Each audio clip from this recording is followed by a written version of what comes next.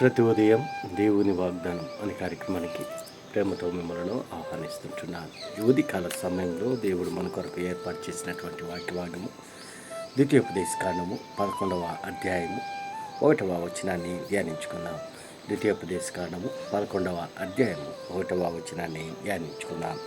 కాబట్టి నీవు నీ దేవుడైన యెహోవాను ప్రేమించి ఆయన విధించిన వాటిని అనుసరించి ఆయన కట్టడలను విధులను ఆజ్ఞను ఎల్లప్పుడూ గైకొనవలెను. క్రీస్తునందు ప్రియమైన దేవుని బిడ్డలారా, ఈ ఉదయకాల సమయంలో పరిశుద్ధాత్మ దేవుడు మనకిస్తున్నటువంటి వాగ్దానం. కాబట్టి నీవు నీ దేవుడైన యెహోవాను ప్రేమించి ఆయన విధించిన వాటిని అనుసరించి ఆయన కట్టడలను విధులను ఆజ్ఞలను ఎల్లప్పుడూ గైకొనవలెను. ఈ యొక్క వాగ్దానాన్ని దేవుడు మనకును మన కుటుంబాలకును ఆశీర్వాదకరముగా మార్చునుగాక. ఈ యొక్క మాటల్లోని ఆత్మీయ సత్యాలను ఆత్మీయ అర్థాలను మనం గ్రహించినట్లయితే మరి దేవుడు పరిశుద్ధాత్మ దేవుడు మోషేతో మరి మాట్లాడుతున్నటువంటి మాటలుగా ఉంటున్నాయి. ఆ పై భాగంలో మనం గమనించినట్లయితే మరి దేవుడు అనేక రీతిలుగా ఇశ్రాయేలు యొక్క ప్రజలను ఐగుప్తు దేశంలో నుండి బయటికి నడిపించాడు, తప్పించాడు. మరి అనేక రీతిలుగా వారి పట్ల ప్రేమను చూపుతూ ఉంటున్నాడు. దేవుడు వారి పట్ల చూపినటువంటి ప్రేమ, వారి పట్ల జరిగించినటువంటి కార్యాలను మనం గమనించినట్లయితే 40 సంవత్సరంలో మరి దేవుడు వారిని పోషించాడు, రక్షించాడు, నడిపించాడు, అనేక రీతిలుగా ఆదరించాడు. మరి ఇక్కడ దేవుడు మోషేకి కొన్ని ఆజ్ఞలను విధులను దేవుడు ఇస్తూ ఉంటున్నాడు. ఆ యొక్క ఆజ్ఞ ప్రకారం జీవించాలని ఇశ్రాయేలు యొక్క ప్రజలు మోషే ద్వారా దేవుడు మాట్లాడుతూ ఉంటున్నాడు. క్రీస్తునందు ప్రియమైన దేవుని బిడ్డలారా, దేవుడు మనకిచ్చినటువంటి విధులను బట్టి ఆజ్ఞలను బట్టి మరి వాటి ప్రకారము మనం అనుసరించి నడిచినప్పుడు జరిగేటువంటి ఆశీర్వాదాలు ఏ రీతిగా ఉంటాయంటే 19వ వచనంలో మనం గమనించినట్లయితే నీవు నీ ఇంట కూర్చుండినప్పుడు, త్రోవ నడిచినప్పుడు, పడుకున్నప్పుడు, లేచినప్పుడు వాటిని గురించి మాట్లాడుచు వాటిని మీ పిల్లలకు నేర్పించి నీ ఇంటి ద్వారబంధం మీదను నీ గౌరవం మీదను వాటిని రాయవలను.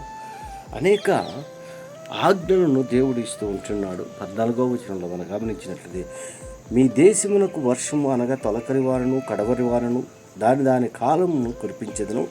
అందువలన నీవు ధాన్యమును నీ ద్రాక్షరసమును నీ నూనెను కూర్చుకుందువు. మరి ఆయన ఆజ్ఞ ప్రకారము జీవించినప్పుడు, ఆయన చిత్తానుసారముగా మనం జీవించినప్పుడు, ఆయన కట్టడలను ప్రకారము జీవించినప్పుడు కలిగేటువంటి ఆశీర్వాదాలుగా మనం చూస్తూ ఉంటున్నాం. అంత మాత్రమే కాదు, కానీ 7వ వచనంలో చెప్తూ ఉంటున్నాడు, యెహోవా చేసిన గొప్ప కార్యమంతయు మీ కన్నులే చూసిన కదా, మీరు బలము కలిగి స్వాధీనపరచుకున్నట్టుకై నది దాటి వెలుచున్న ఆదేశమందు ప్రవేశించే దాన్ని స్వాధీనపరచుకున్నట్లు యెహోవా వారికిని వారి సంతానమునకు దయచేసినని మీ పితరులతో ప్రమాణం చేసిన దేశమును అనగా పాలు తేనెలు ప్రవహించే దేశమును మీరు దీర్ఘాయుష్యవంతులగినట్టు నేను ఈ దినమున మీకు ఆజ్ఞాపించే ఆజ్ఞలన్నింటినీ మీరు గైకొనవలెను. మరి దేవుడు వాగ్దానం చేసినటువంటి భూమి, పితరులతో అబ్రాహాము, ఇస్సాకు, యాకోబులతో చేసినటువంటి ప్రమాణాలను బట్టి పాలు తేనెలు ప్రవహించేటువంటి దేశం, పరమ కానాను దేశాన్ని ఇశ్రాయేలుకి స్వాస్యముగా ఇస్తానని దేవుడు వాగ్దానం చేశాడు పితరులకు. అందుకే ఆ యొక్క యోర్దాను నది దాటిన తర్వాత ఆ యొక్క కానాను దేశంలో ప్రవేశించేటువంటి సందర్భంలో దేవుడు వారికి ఒక హెచ్చరికను చేస్తూ ఉంటున్నాడు. మీరు నా ఆజ్ఞలను మరి విధులను ఎల్లప్పుడూ గైకొనేడల ఆయన ప్రేమించేటువంటి వారిగా ఉండాలి, ఆయన విధులను గైకొనేటటువంటి వారిగా ఉండాలి, ఆయన కట్టలను అనుసరించి ఆయన ఆజ్ఞ అనుసరించి నడుచుకున్నప్పుడు దేవుడు పాలు తేనెలు ప్రవహించేటువంటి దేశాన్ని వారికి క్షేమకరంగా వారిని నడిపించేదానికి దేవుడు మరి ఇష్టపడుతూ ఉంటున్నాడు. అందుకే వారికి ఒక హెచ్చరికను దేవుడు ఇస్తాడు. క్రీస్తునందు ప్రియమైన దేవుని బిడ్డలారా, ఉదయకాల సమయంలో దేవుని ఎరిగినటువంటి బిడ్డలుగా మనం ఉన్నప్పుడు దేవుడు మనకిచ్చినటువంటి ఆజ్ఞ ప్రకారం, ఆ యొక్క కట్టడం ప్రకారం ఆయన ప్రేమించేటువంటి వారిగా ఉండాలి.